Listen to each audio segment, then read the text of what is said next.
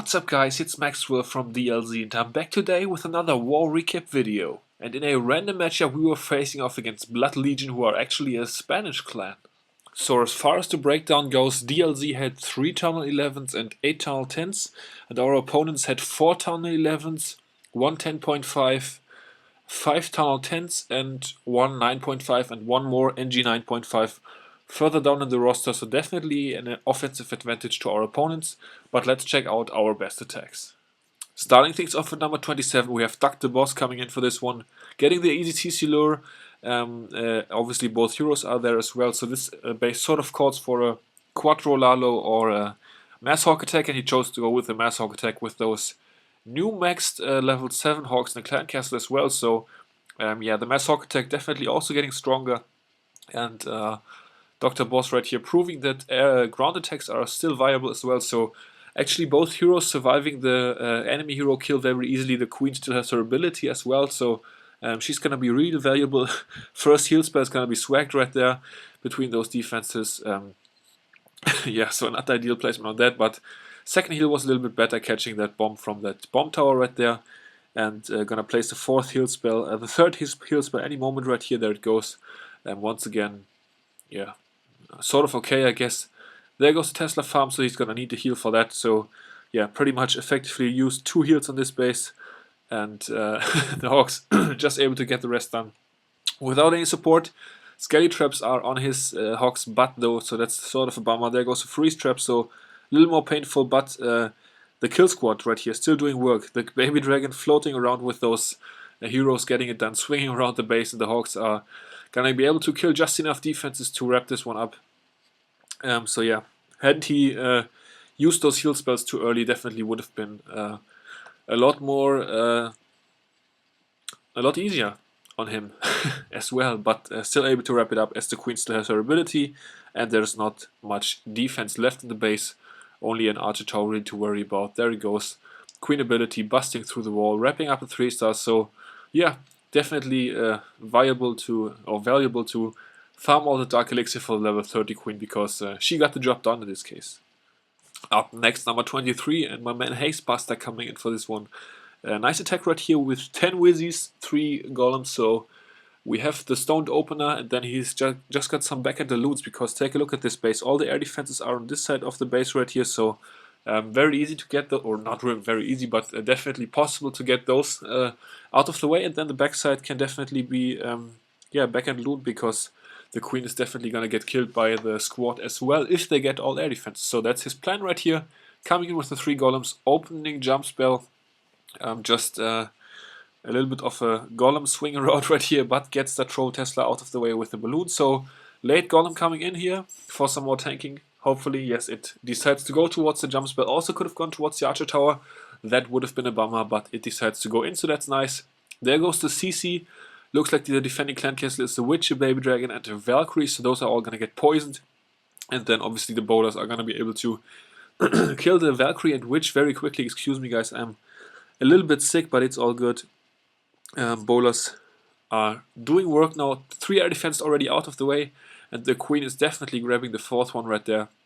So at this point, good to go with the balloon deployment right here. So coming in sets of 2 they are. Couple of balloons also to help out the Queen. There's the Tesla farm, pops right there. Actually only 2 Teslas. I kind of missed the first 2, but at this point it's obviously already all over, because bunch of balloons left and not much defense to stop those guys. Only the sweeper is going to be a little bit annoying, but the balloons are just gonna backhand that sweeper. And then all that's left is a bunch of trash to clean, but plenty of time left for this one for Haste. So yeah, absolutely no worries getting it done. Very nice attack right here, clean execution, it all worked out. So yeah, pretty cool, pretty nicely done, and a back-end loon 3-star, so no Lava Hounds for this one. Up next, number 20, and Yoshi coming in right here with Stoned Hobo.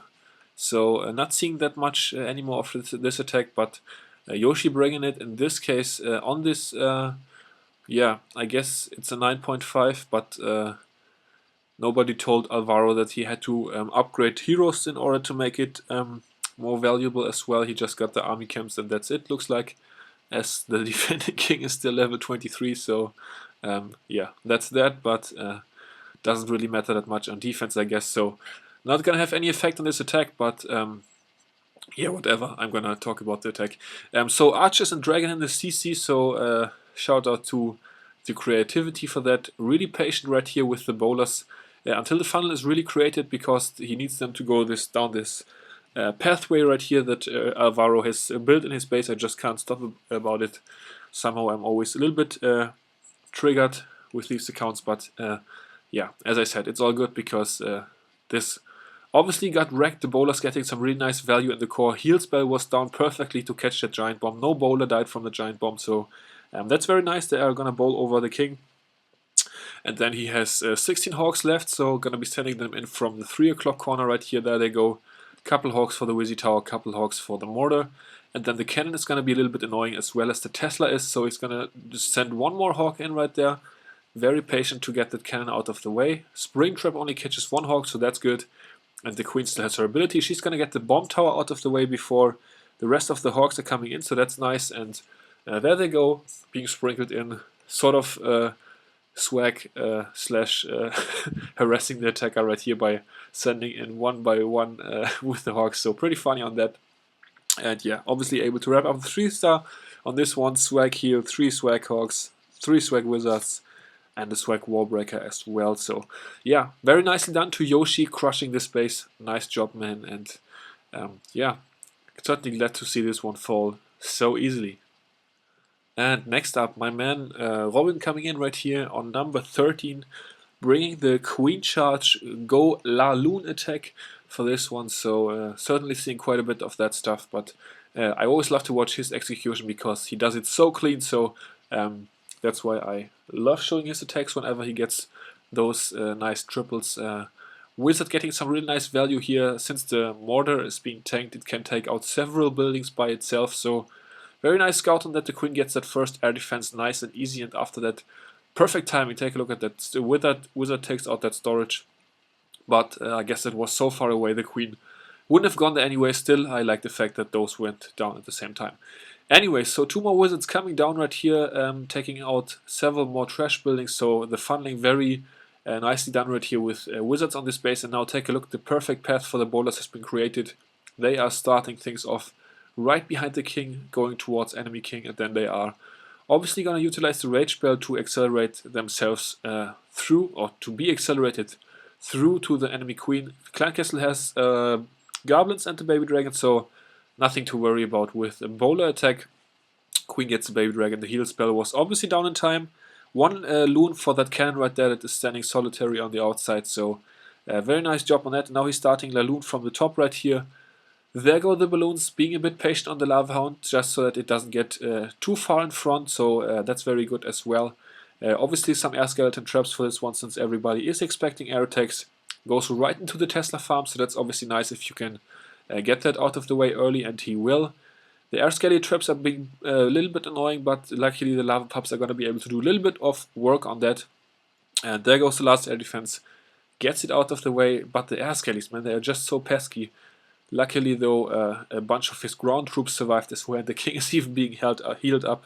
And yeah, no defense left in the base. So as I said, beautiful attack. Robin always crushing it on the Town Hall 9s. And a nice 3-star for this one. Wrapping it up for our guys at DLZ.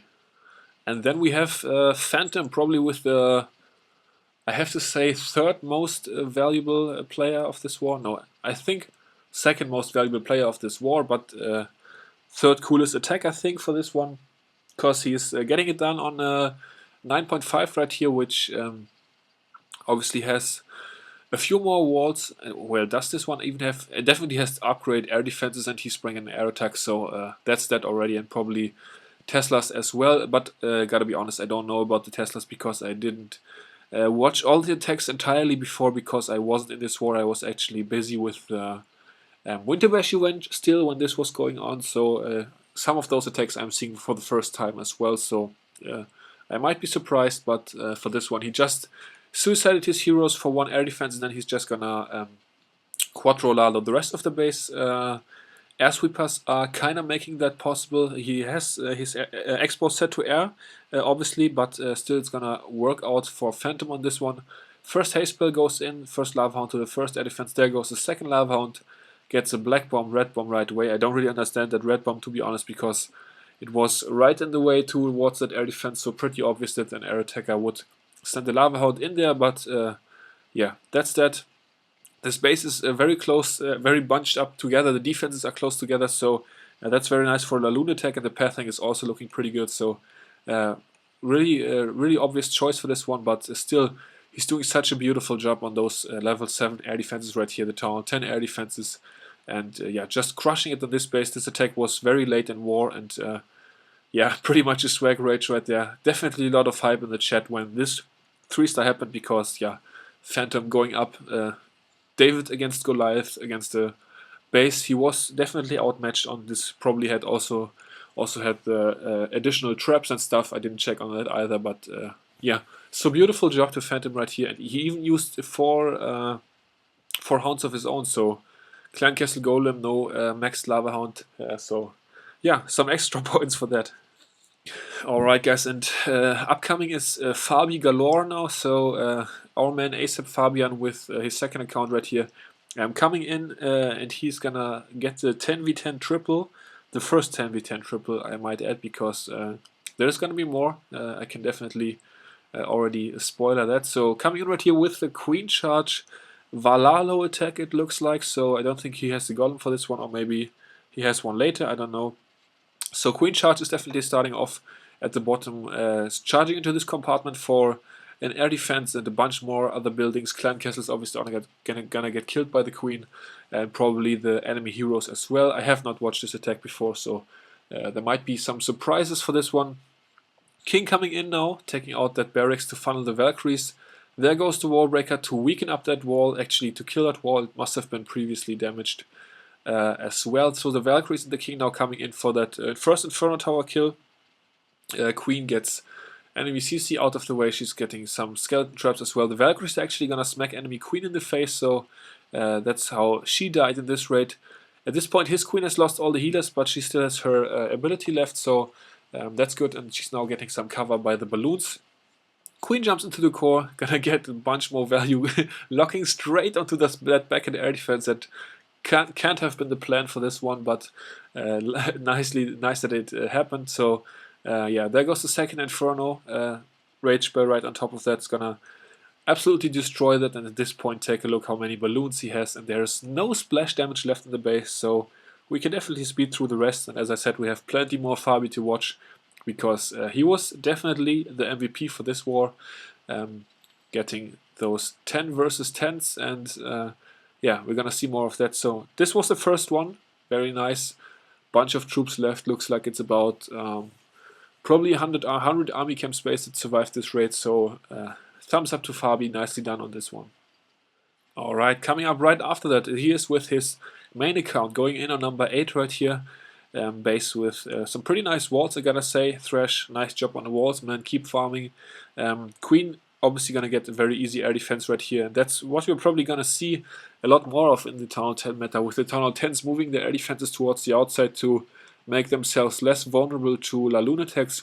We are probably gonna see a lot more Queen Walks or Queen Charges, because the air defenses are once again gonna be accessible. In the previous meta, everybody was just trying to avoid air defenses being chargeable or walkable, but we're gonna see a lot more of that, I think, because yeah, as I said, air defenses are being moved towards the outside again. So double rage already down on the Queen, or the second rage I should say, and he's chosen the same attack with the Valkyries, but this time they are gonna stray, so not the best funneling job for this attack. Lava Hound on the Queen is obviously also not the greatest news. There goes the third rage spell for his Queen, and at this point it looks like things are really going south, but the King is still alive, and the King is gonna probably have to be the hero that he is and do a hero job, get that air defense out of the way, and hopefully also an Inferno Tower, although I doubt he's gonna target that. The Valkyries meanwhile have been doing a really nice cleanup job, early cleanup right here, taking out several buildings, and the King is gonna get the Inferno on his own. So yeah, as I said, the King is the hero that he is supposed to be, getting that Inferno Tower, and he's actually also gonna survive. He's gonna say, just gonna jump out of expo range right here, and just gonna clean several more buildings, because why not? And His Laloon now converging on the Tesla farm right here, a bunch of balloons left, so this attack really not going to plan, but still managed to work out and get the triple on this one. So yeah, nice job to Fabi once again for the second 10v10 3-star of this war, and a great performance for our side. So glad to have him on board, and I can say that he bragged a bit about this in clan chat, but why not? If you get the fresh, I think this was also fresh back-to-back 3-stars on the Town Hall 10s. Yeah, just a great job, and a very, very nice performance, very valuable. As I said, MVP this war for sure. The Dark Elixir storage also fell to him, so 470 Dark Elixir for his troubles, but his heroes are obviously maxed out anyways. And would you believe it, he is doing it one more time for the third 10v10 3-star of this war, so just some crazy work being done by Fabi right here. And this time he's even switching up his attack strategy, so no Queen Charge Valalo attack for this one. He's gonna do a Suicide King on that air defense right there. Suicide Queen for another air defense was the plan. And then Zapquake, another air defense, so there's only going to be one air defense left standing for the remainder of this attack, and that's obviously then going to be easy for dragons, or, well, I don't want to say easy, but definitely good for dragons. So the only air targeting troops left of the clan castle are now that baby dragon and one archer, so those are going to have to be dealt with. Two baby dragons are going to be able to take care of all the trash and the 9 o'clock corner of this base. Rage spell going down for the dragons right here, taking out those wizard towers. Guys, we have at least 2 expos set to ground for this attack, so somebody should wake up man from those Spanish guys, because he somehow must have missed the call. Air attacks are now meta, so you probably want to set those expos to air. Otherwise you're probably gonna get dragoned on, like in this case. So there goes the last air defense, one lava hound tanking that, few balloons helping out, and now everything just converging on this last part of the base. Looks like there's a Tesla and 2 archer towers left to worry about, but I see 5 dragons and balloons and the lava hound and the baby dragon, and there's a second Tesla actually, but it's not gonna matter because he's gonna be able to wrap up the 10v10 9-pack for this war. I think he failed his 4th attack, but yeah. So a little bit more friendly challenges, maybe no. Of course, a brilliant war, I already said it.